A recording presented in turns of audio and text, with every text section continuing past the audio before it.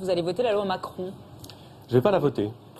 Je vais voter contre parce qu'il y a des choses à l'intérieur de la loi Macron qui me dérangent absolument pas, et d'autres dont je considère qu'elles ne sont ni suffisantes ni bonnes. Dans les 200 ou un peu plus articles qui existent aujourd'hui dans la loi Macron, il y en a qui ne prévoient rien, si ce n'est la possibilité pour le gouvernement de prendre des ordonnances sans discussion avec le Parlement, sur des sujets qui ne sont pas totalement sans intérêt. Je vous en donne un exemple. Dans les conditions prévues à l'article 38 de la Constitution, c'est-à-dire dans le cadre de la réglementation des ordonnances, le gouvernement est autorisé à prendre dans un délai de 1 mois des dispositions renforçant le rôle de surveillance et de prérogative du système d'inspection du travail, étendre et coordonner les différents mandats. Ça veut dire quoi? Ça veut dire que dans ce texte, vous avez la possibilité pour le gouvernement de transformer totalement le régime de l'inspection du travail sans discussion avec le Parlement. Vous savez que dans cette loi, il y a la réorganisation complète des compétences de l'inspection du travail par ordonnance.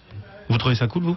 Vous trouvez ça bien? Vous trouvez ça bien de dire au gouvernement, le gouvernement va s'arroger le droit de définir l'ensemble des règles applicables en matière de, peut-être pas l'ensemble, mais en tout cas une grande partie des règles applicables en matière de compétences et d'activité de l'inspection du travail sans qu'il y ait un débat? Moi, je suis pas complètement convaincu. Édouard Philippe, vous dites dès ce soir aux Français, nous allons réformer le marché du travail par ordonnance. Je dis qu'il y aura un moment de discussion parlementaire, car contrairement à l'idée un peu baroque qu'on présente parfois, les ordonnances qui sont prévues par la Constitution n'excluent pas la discussion parlementaire. Il y a une loi d'habilitation qui est discutée au Parlement, et puis ensuite il y a une loi de ratification qui est discutée au Parlement. Il y a donc discussion parlementaire. Agir par l'instrument des ordonnances, ça n'est pas renoncer à la discussion, c'est organiser une discussion intense avec les partenaires, avec les parlementaires.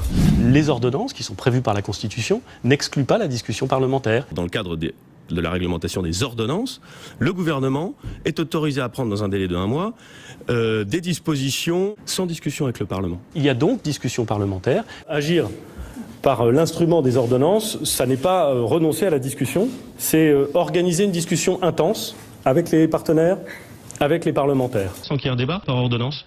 Vous trouvez ça cool, vous? Vous trouvez ça bien? Moi, je suis pas complètement convaincu.